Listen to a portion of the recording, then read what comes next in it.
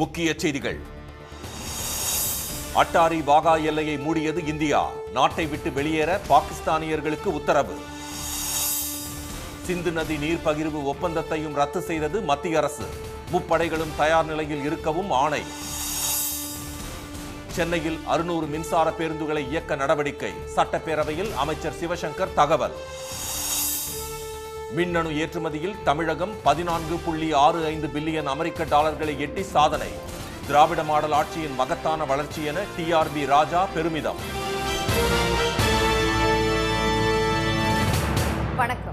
வணக்கம். இந்தியாவில் உள்ள பாகிஸ்தானியர்கள் அனைவரும் 48 மணி நேரத்திற்குள் நாட்டை விட்டு வெளியேற வேண்டும் என மத்திய அரசு அதிரடியாக உத்தரவிட்டுள்ளது. ஜம்மு காஷ்மீரின் பெஹல்காமில் நேற்று முன்தினம் தீவிரவாதிகள் துப்பாக்கிச்சூடு நடத்தியதில் வெளிநாட்டினர் 2 உட்பட 28 பேர் உயிரிழந்தனர். இச்சம்பவம் நாடு முழுவதும் பெரும் அதிர்வலைகளை ஏற்படுத்தியுள்ள நிலையில் பிரதமர் திரு மோடி தலைமையில் பாதுகாப்பு துறைக்கான மத்திய அமைச்சரவை குழு கூட்டம் நடைபெற்றது. இதில் பாதுகாப்புத்துறை அமைச்சர் திரு ராஜ்நாத் சிங், உள்துறை அமைச்சர் திரு அமித்ஷா, தேசிய பாதுகாப்பு ஆலோசகர் திரு அஜித் தோவல், முப்படை தளபதிகள் உள்ளிட்டோர் பங்கேற்றனர். இக்கூட்டத்தில் நாட்டின் முப்படைகளும் தயார் நிலையில் இருக்குமாறு அறிவுறுத்தப்பட்டுள்ளதாக வெளியுறவுத்துறை செய்தி தொடர்பாளர் திரு விக்ரம் மிஸ்ரி தெரிவித்துள்ளார். மேலும் இந்தியாவில் இருந்து பாகிஸ்தானுக்குள் பாயும் சிந்து நதி நீர் ஒப்பந்தத்தை நிறுத்தி வைக்கவும், வாகா அட்டாரி எல்லையை உடனடியாக மூடவும் உத்தரவிடப்பட்டுள்ளது. The integrated checkpost Attari will be closed with immediate effect. Those who have crossed over with valid endorsements may return through that route before 1 May 2025.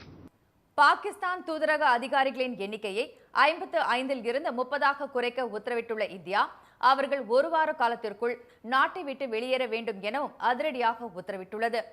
SAARC நாடுகளுக்கான சிறப்பு சலுகையில் விசா பெற்று வந்துள்ள அனைத்து பாகிஸ்தானியர்களும் அடுத்த 48 மணி நேரத்திற்குள் இந்தியா விட்டு வெளியேறிட வேண்டும் எனவும் உத்தரவிடப்பட்டுள்ளது. பாகிஸ்தானுக்கு எதிராக 5 அதிரடி முடிவுகளை இந்தியா எடுத்திருப்பது உலக அரசியலில் பரபரப்பை ஏற்படுத்தியுள்ளது. முப்படைகளும் தயாராக இருக்குமாறு உத்தரவிடப்பட்டுள்ளதால் மீண்டும் சர்ஜிக்கல் ஸ்ட்ரைக் நடத்தப்படலாம் என எதிர்பார்க்கப்படுகிறது. இதனால் எந்த நேரத்திலும் இந்தியா பதிலடி தாக்குதல் நடத்தும் என்ற அச்சம் பாகிஸ்தானில் நிலவுகிறது. காஷ்மீர் தாக்குதல் சம்பவம் தொடர்பாக பாதுகாப்புத்துறை அமைச்சர் திரு ராஜ்நாத் சிங் தலைமையில் டெல்லியில் இன்று அனைத்துக் கட்சி கூட்டம் நடைபெறவுள்ளது.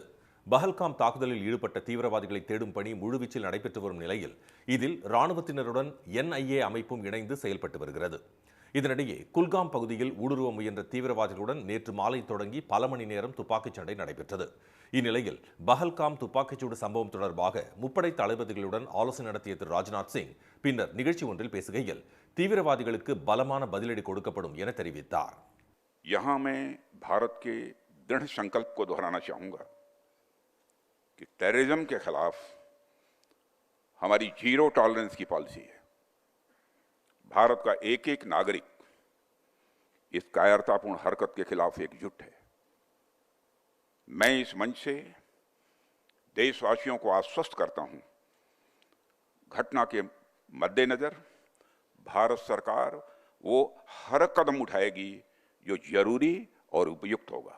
தமது தலைமையில் இன்று அனைத்துக் கட்சி கூட்டம் நடைபெறும் என்றும் அவர் கூறினார். இதனிடையே காஷ்மீரில் வந்தே பாரத் ரயில் சேவையை தொடங்கி வைக்க இருந்த பிரதமர் திரு மோடியை குறிவைத்து தாக்குதல் நடத்த தீவிரவாதிகள் திட்டமிட்டதாகவும், ஆனால் அந்த நிகழ்ச்சி ரத்து செய்யப்பட்டதால் அவர் காஷ்மீர் செல்லவில்லை. இந்நிலையில் காஷ்மீருக்கு சுற்றுலா வந்தவர்களை தீவிரவாதிகள் சுட்டுக் கொன்றுள்ளதாக புதிய தகவல் வெளியாகியுள்ளது. தாக்குதல் சம்பவத்தை அடுத்து காஷ்மீரில் இருந்து ஏராளமான சுற்றுலா பயணிகள் அவசரமாக சொந்த ஊர் திரும்ப தொடங்கியுள்ளதால் ஸ்ரீநகர், ஜம்மு விமான நிலையங்களில் கூட்டம் அலைமோதுகிறது.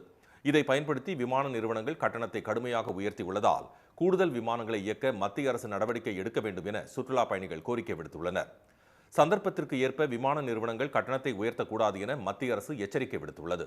தமிழ்நாட்டில் 8129 பேருந்துகள் விரைவில் பயன்பாட்டுக்கு வரவுள்ளதாக தெரிவித்துள்ள போக்குவரத்து துறை அமைச்சர் திரு சிவசங்கர், சென்னையில் முதற்கட்டமாக 500 மின்சார பேருந்துகள் இயக்கப்படும் என்றும் கூறியுள்ளார். சட்டப்பேரவையில் நேற்று போக்குவரத்து துறை மானிய கோரிக்கை மீதான விவாதத்திற்கு பதிலளித்து பேசிய அவர், சாலை விபத்துக்களை தடுக்கவும் அதனால் ஏற்படும் உயிரிழப்புகளை தவிர்க்கவும் 2025-26 ஆண்டிற்கான சாலை பாதுகாப்பு நிதி 65 கோடி ரூபாயிலிருந்து 130 கோடி ரூபாயாக உயர்த்தப்படும் என்றும் அறிவித்தார்.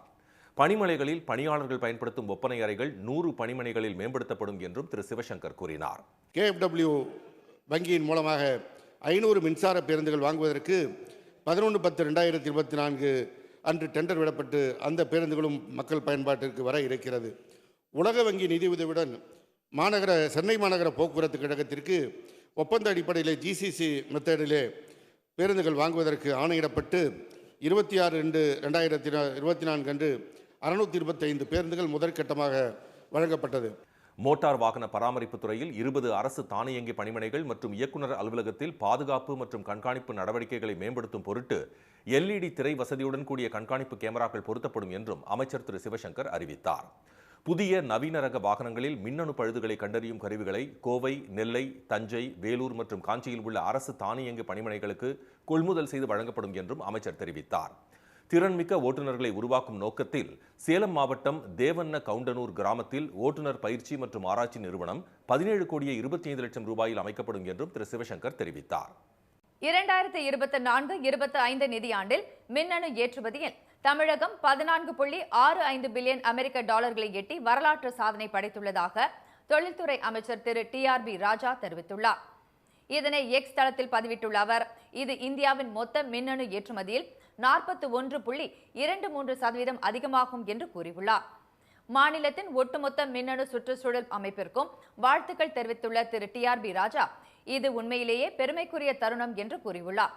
கடந்த ஆண்டு 9.56 பில்லியனில் இருந்து இந்த ஆண்டு 14.65 பில்லியனாக 53% மகத்தான வளர்ச்சி என்று சுட்டிக்காட்டியுள்ள அவர், இது வெறும் தொடக்கம்தான் என்று கூறியுள்ளார். மின்னணு ஏற்றுமதி விரைவில் 100 பில்லியன் அமெரிக்க டாலர்கள் அளவிற்கு உயரும் என்றும் திரு TRB ராஜா பதிவிட்டுள்ளார். தமிழகத்தில் கோடை விடுமுறை முடிந்து ஜூன் 2ஆம் தேதி மீண்டும் பள்ளிகள் திறக்கப்படும் என்று பள்ளி கல்வித்துறை அறிவித்துள்ளது. தமிழக பள்ளிக் கல்வி பாடத்திட்டத்தில் 10, 11, 12ஆம் வகுப்பு மாணவர்களுக்கான பொதுத் தேர்வு கடந்த மார்ச் 3 முதல் ஏப்ரல் 15ஆம் தேதி வரை நடத்தப்பட்டது. அதேபோல் 1 முதல் 9ஆம் வகுப்பு மாணவர்களுக்கான முழு ஆண்டு தேர்வுகள் கடந்த 7ஆம் தேதி தொடங்கி நடைபெற்று வருகிறது. இதில் 1 முதல் 3ஆம் வகுப்பு குழந்தைகளுக்கு 11ஆம் தேதியும் 4, 5ஆம் வகுப்புகளுக்கு 17ஆம் தேதியும் தேர்வுகள் முடிந்து மாணவர்களுக்கு விடுமுறை வழங்கப்பட்டு விட்டது. அதைத் தொடர்ந்து 6 முதல் 9ஆம் வகுப்பு மாணவர்களுக்கு நடைபெற்று வந்த முழு ஆண்டு தேர்வுகள் இன்று நிறைவு பெறுகின்றன. இறுதி நாளில் சமூக அறிவியல் பாடத்தேர்வுகள் நடத்தப்பட உள்ளன. இவர்களுக்கான கோடை விடுமுறை நாளை தொடங்குகிறது. எனினும் ஆசிரியர்கள் பள்ளி இறுதி வேலை நாளான இந்த மாதம் 30ஆம் தேதி வரை பணிக்கு வந்து விடைத்தாள் மதிப்பீடு மற்றும் மாணவர் சேர்க்கை போன்ற நிர்வாக பணிகளை கவனிக்க வேண்டும் என அறிவுறுத்தப்பட்டுள்ளது. இந்நிலையில் கோடை விடுமுறை முடிந்து மீண்டும் பள்ளிகள் ஜூன் 2ஆம் தேதி திறக்கப்படும் என்று பள்ளிக் கல்வித்துறை அறிவித்துள்ளது. இதுகுறித்து பள்ளிக் கல்வித்துறை இயக்குநர் திரு கண்ணப்பன் வெளியிட்டுள்ள அறிவிப்பில், 2025-26ஆம் கல்வியாண்டில் அரசு மற்றும் அரசு உதவி பெறும் பள்ளிகள் விடுமுறை முடிந்து ஜூன் 2இல் அதாவது திங்கட்கிழமை திறக்கப்படும். எனவே அன்றைய தினத்தில் பள்ளிகளை திறப்பதற்கான முன்னேற்பாடுகளை தலைமை ஆசிரியர்கள் மேற்கொள்ள வேண்டும் என அறிவுறுத்தியுள்ளார். தெலுங்கானாவை தொடர்ந்து தமிழ்நாட்டிலும் முட்டையில் இருந்து செய்யப்படும் மயோனிஸுக்கு ஓராண்டு தடை விதிக்கப்பட்டுள்ளது. பச்சை முட்டை மற்றும் எண்ணெய் உள்ளிட்ட பொருட்களை கொண்டு தயாரிக்கப்படுவது mayonnaise. Momos, shawarma, sandwich, bread omelette போன்ற உணவுப் பொருட்களில் இந்த மயோனிஸ் வைத்து சாப்பிடுவது வழக்கமாக உள்ளது. கடந்த ஆண்டு ஹைதராபாத்தில் மயோனிஸுடன் மோமோஸ் சாப்பிட்ட பெண் பலியான நிலையில் 15 பேர் உடல்நலக் குறைவால் பாதிக்கப்பட்டனர். மயோனஸால் பொதுமக்கள் உடல்நலம் பாதிக்கப்படும் நிகழ்வுகள் அடுத்தடுத்து நடைபெற்றதை அடுத்து தெலுங்கானாவிலும் மயோனிஸ் உற்பத்தி மற்றும் விற்பனைக்கு ஓராண்டு தடை விதிக்கப்பட்டது. இந்நிலையில் தமிழ்நாட்டிலும் மயோனிஸுக்கு ஓராண்டு தடை விதிக்கப்பட்டிருக்கிறது. இது தொடர்பாக தமிழ்நாடு அரசு வெளியிட்டுள்ள அரசிதழில், மயோனிஸ் செய்ய பயன்படுத்தப்படும் பச்சை முட்டையால் ஏற்படும் உடல்நல பாதிப்புகள் அதிகம் வர வாய்ப்பு உள்ளதாகவும், குறிப்பாக சால்மோனெல்லா பாக்டீரியா காரணமாக இந்த உணவு விஷமாக மாறலாம் என்றும் தெரிவிக்கப்பட்டுள்ளது.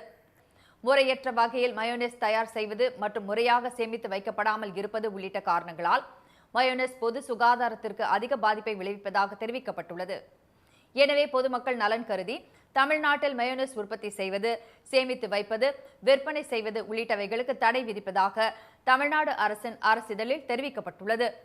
ஓராண்டு காலத்திற்கு இந்த தடை உத்தரவு அமலில் இருக்கும் என குறிப்பிடப்பட்டுள்ளது. ஈரோடு அருகே தனியார் பால் பண்ணையை முற்றுகையிட்டு கிராம மக்கள் நள்ளிரவில் போராட்டம் நடத்தியதால் பரபரப்பு ஏற்பட்டது. அவல்பூந்துறை அடுத்த காதக்கிணறு பகுதியில் கடந்த 10 ஆண்டுகளாக இயங்கி வரும் தனியார் பால் பண்ணையில் தயிர், மோர், வெண்ணெய், பால் பவுடர் உள்ளிட்ட பொருட்கள் தயாரிக்கப்படுகின்றன. ஆலையில் இருந்து வெளியேறும் ரசாயன கழிவுகளால் சுற்றுப்பகுதியில் நீராதாரம் பாதிக்கப்பட்டுள்ளதோடு காற்று மாசு ஏற்பட்டு கடும் சிரமத்திற்கு ஆளாகியுள்ளதாக கிராம மக்கள் குற்றம் சாட்டினர். இதுகுறித்து ஆலை நிர்வாகத்திடமும் அதிகாரிகளிடமும் பலமுறை புகார் தெரிவித்தும் இதுவரை நடவடிக்கை எடுக்கவில்லை என கூறப்படுகிறது. இந்த சூழலில் துர்நாற்றத்தினால் வீடுகளில் வசிக்க முடியவில்லை என கூறி நள்ளிரவில் ஆலை முன் திரண்ட கிராம மக்கள் போராட்டத்தில் ஈடுபட்டனர். சுத்தமா பொறுக்கவே முடியல. காலையில் 4 மணி 2 மணி 1 மணி எந்த நேரத்துக்கு வேணால் வருதுங்க சார். எந்திரிச்சோம்னா நம்மளால் எதுவுமே செய்யவே முடியறது இல்லை. நம்ம எவ்வளோ லாக் பண்ணி வச்சாலும் உள்ளுக்குள்ளே வருது ஸ்மெல்லு. அப்படியே கண் எரிச்சல். அந்த ஸ்மெல் வரும்போது கண்ணே முழிக்க முடியறது இல்லை. தலை வலி பயங்கரமாக இதாகிருதுங்க சார். தகவல் அறிந்து வந்த மொடக்குறிச்சி போலீசார் கிராம மக்களுடன் பேச்சுவார்த்தை நடத்தினர். ஆலை மீது புகார் அளித்தால் சட்ட ரீதியான நடவடிக்கை எடுப்பதாக உறுதியளித்ததை அடுத்து போராட்டம் விலக்கிக் கொள்ளப்பட்டது. கிராமப்புற மாணவர்கள் போட்டித் தேர்வுகளை எழுத தயக்கமின்றி முன்வர வேண்டும் என அகில இந்திய அளவில் UPSC தேர்வில் 125வது இடத்தை பிடித்த மாணவி சரண்யா தெரிவித்துள்ளார். தமிழ்நாட்டில் நான் முதல்வன் திட்டத்தில் பயிற்சி பெற்ற மோனிகா, சரண்யா, கௌஷிகா, அப்சரா, ஸ்ரீரஷத் உள்ளிட்ட 50 மாணவர்கள் UPSC தேர்வில் வெற்றி பெற்று மாநிலத்திற்கு பெருமை சேர்த்துள்ளனர். கடலூர் மாவட்டம் பத்திரக்கோட்டை கிராமத்தை சேர்ந்த சரண்யா அகில இந்திய அளவில் 125வது இடம் பிடித்துள்ளார். சொந்த கிராமத்திற்கு சென்ற சரண்யாவிற்கு கிராம மக்கள் பட்டாசு வெடித்து மாலை அணிவித்து வரவேற்பு அளித்தனர். அப்போது செய்தியாளர்களை சந்தித்த சரண்யா கிராமப்புற மாணவர்கள், குறிப்பாக மாணவிகள் தயக்கமின்றி போட்டித் தேர்வுகளை எழுத முன்வர வேண்டும் என கேட்டுக்கொண்டார். ஃபுல்லஸ்ட் ப்ரிப்பரேஷன், டெடிகேஷன் எல்லாமே கொடுக்க முடியும்னா மட்டும் கண்டிப்பாக இந்த இதுக்குள்ளே வாங்க. அண்ட் பவர் ப்ரெஸ்டீஜ்க்காக வர வேணாம். கண்டிப்பாக நம்மளால் சொசைட்டியில் ஏதோ ஒன்று மாற்ற முடியும் அப்படிங்கிற ஒரு அந்த மாதிரி ஒரு நம்பிக்கையோட, அந்த மாதிரி ஒரு கொள்கையோட சிவில் சர்வீசஸ் படிக்க வந்தீங்கன்னா அந்த நோக்கமே உங்களை வந்து வெற்றியில் கொண்டு போய் சேர்க்கும் அப்படின்னு நான் நம்புகிறேன். வெற்றிக்கு உறுதுணையாக இருந்த பெற்றோர் மற்றும் உறவினர்களுக்கு நன்றி தெரிவித்துக் கொள்வதாக கூறிய அவர், இந்த சிறிய வெற்றி மூலம் 2 பேரின் கண்ணீரையாவது துடைப்பேன் என்று தெரிவித்தார். கொடைக்கானலில் உள்ள படகு இல்லத்தில் சுற்றுலா பயணிகளை கவரும் வகையில் 360 டிகிரி செல்ஃபி வீடியோ பாயிண்ட் அமைக்கப்பட்டுள்ளது. மலைகளின் இளவரசி என்று அழைக்கப்படும் கொடைக்கானலில் குணா குகை, மோயர் சதுக்கம், தூண்பாறை, பைன் மரக்காடுகள், பேரிஜம் ஏரி உள்ளிட்ட சுற்றுலா இடங்கள் வனத்துறையின் கட்டுப்பாட்டில் உள்ளன. இங்கு வார விடுமுறை நாட்களில் சுற்றுலா பயணிகள் வருகை அதிகரித்து காணப்படுகிறது. மோயர் சதுக்கத்தில் காட்டு மாடு, தூண்பாறை பகுதியில் 3D யானை உருவங்கள் அமைக்கப்பட்டுள்ளன. முதற்கட்டமாக அங்குள்ள படகு குழாம் இல்லத்தில் 360 டிகிரி செல்ஃபி பாயிண்ட் தொடங்கப்பட்டுள்ளது. இங்கு 360 டிகிரி கோணத்திலும் கேமரா சுற்றுவதுடன் செல்ஃபி எடுப்பவர்களுக்கு இசையும் ஒலிக்கப்படுவதால் சுற்றுலா பயணிகளை இது பெரிதும் ஈர்த்துள்ளது.